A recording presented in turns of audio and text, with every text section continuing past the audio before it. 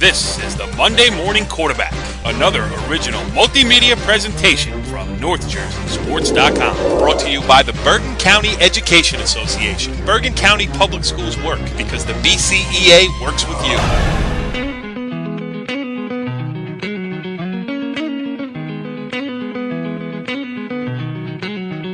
Here on the Monday Morning Quarterback, it's all St. Peter's prep all the time, and we welcome in the assistant coach for the Marauders, Billy Fitzgerald. Billy, thanks for joining us here on the Monday Morning Quarterback. It's great to be with you guys. It's great to have you on because it's got to be an interesting time down there at Caven Point with everything that's going on. I mean, you know, you come off that brilliant win against Bergen Catholic last week in front of a national audience with ESPNU in attendance and everything that went on there. Then you guys just, you know, buckled your chin straps, went back to work, and made it 48-10 over a good Seton Hall prep team too. So I guess the first question I have for you is, how about just trying to, you know, coach? It's the oldest coaching cliche. We go week by week, but I guess you guys really do have to go week by week, right? We have to go week by week, especially the first 4 weeks of this season. You know, some new opponents, some people that we haven't played before, and why, and then this upcoming week against IMG Academy. We played Seton Hall last week, who we see in the playoffs every once in a while. Haven't seen them in 2 years.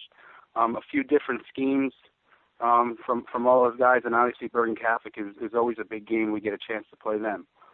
So each week was an individual goal, and we took it not only week by week but day by day, and the kids really responded.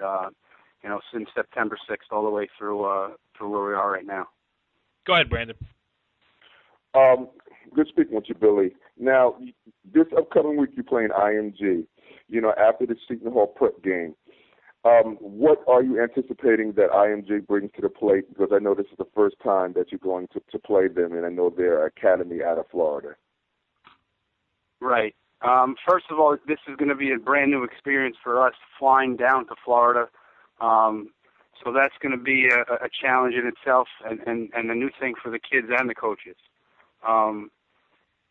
Also, just then when we step on the field, they have, I think, 8 Division I commits right now. Both on the offensive, defensive side of the ball, they have a lot of speed. Speaking from them defensive standpoint, which we studied this morning as a coaching staff, a lot of speed, multiple fronts. They're very talented, and it's going to be a big challenge for us. One of the biggest challenges that we had in the last couple of years. So we're excited for that opportunity. They have a lot of Division I talent. May not have an English class at the IMG Academy, but that's a story for a different day there. I can't speak on that. Right. I'm sure it's a rigorous academic schedule down there. But, Jimmy, go ahead. Yeah, Coach, you mentioned this year you come into Bergen Catholic ranked number 1 in the state and certainly demolish them 49-0 at the half.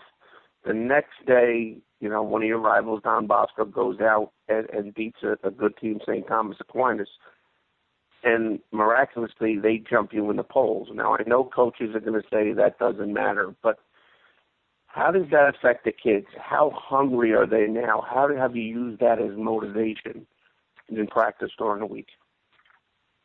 I can honestly say I have not heard one of our players mention it. We do talk about that, and we do talk in cliches all the time. And, you know, control what you can control is one of them, and we have no control over the rankings. And they're a tremendous team. They have a tremendous program, and we think that we'll wind up seeing them at some point. And, you know, when that happens, then it's our chance to answer the bell. But as far as motivation for the rankings and motivation, Not much, not right now. It's still September. As we get into when the leaves start falling off the trees, then maybe we'll start talking about that, but not right now. Well, quick question for Billy. Hey, Yes. Bill, Seton Hall prep, what you guys see there? How did you guys play? I didn't see a lot of the stats of the game, but how did you guys do? I know you won big, but you know, anything you guys got out of that game? Absolutely. A couple of new guys stepped up for us. Obviously, you saw what KJ Gray did and Colton Huber did against Bergen Catholic. They both played well in this game, but also we had some other guys step up. Dennis James, one of our other wide receivers, made a really big catch at a big point in the game to kind of get us rolling. Ben Petrula, a sophomore guard, stepped up and played very, very well for us. He's a big kid. He's going to be a kid that you guys are going to hear about. He's about 6'6", 300 pounds. Played a little bit in the first 2 games. Started for us and played the entire way this past week. Tyler Martino is one of our change-up backs. He did an excellent job in stepping up, stepping in, taking a couple carries away from Minka and Corey. We found out a few things about some other guys on our team. So we got a lot of questions answered about those people. And Coach, football is such a team game. I understand that. We all know that. But it's funny when you look back at the history of this. The big parochial school state tournament here. The last time you guys won a state championship is when you had the obvious best athlete on the field with Will Hill. We talk about Jabril Peppers. You can talk about, go back to Brian Cushing and all that stuff too. You got a kid now who, fits that bill. How important is it, and you get to coach him every day in Brandon Wimbush, to have a kid like that? Obviously, the big-time Division I player with the talent is important to a football team, but, talk to his other side, his leadership skills, his understanding of the game, which when we had him on last week, I was very impressed with the way not only that he could think about the game, but also the way he could express that through his words. So, I mean, give us what it's like working with a kid like that on a day-in, day-out basis. It's a dream come true, and I know that I'm spoiled. I know that these guys do not come around every year or every 10 years. Obviously, you see what he can do throwing the ball and running the ball. The way that I think the biggest thing for me, and it touches on his leadership, is the way that he treats his teammates. And obviously, Minka Fitzpatrick is, right up there as far as the accolades that he's received and the attention that he gets. And Brandon treats him the same way that he treats the last guy on the roster that won't ever step on the field.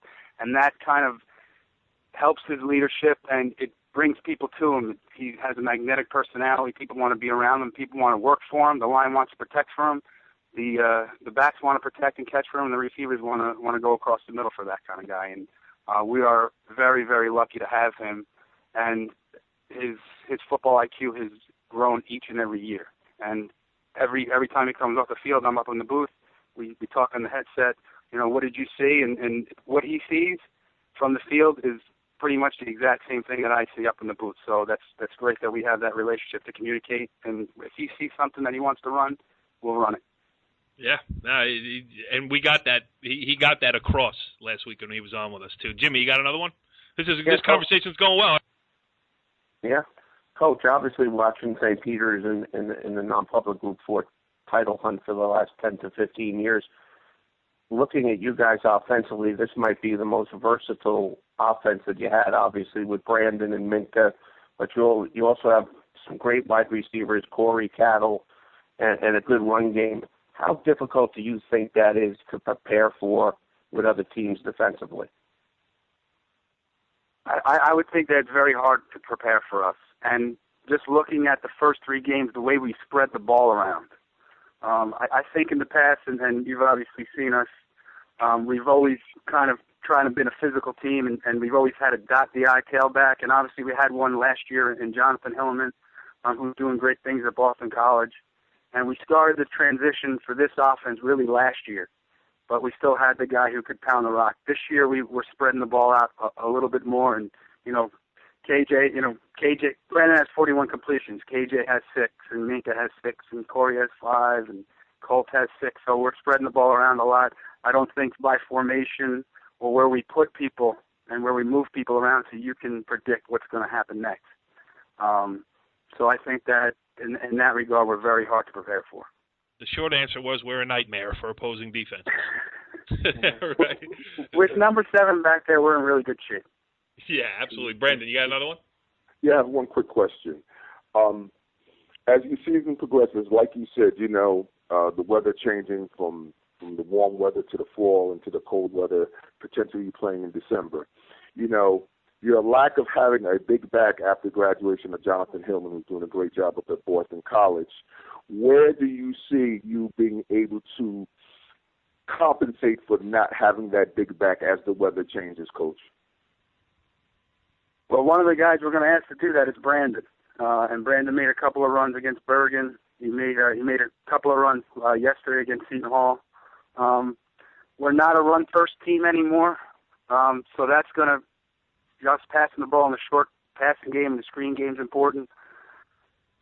We are an up-tempo team, so us being able to complete the ball on first down is important, because when those incompletions happen, that's when everything slows down and defense can get into more of their intricate packages and their blitz packages and change coverages on us. So I would say tempo, the short passing game, and Brandon running the ball is really going to be what's going to compensate for that.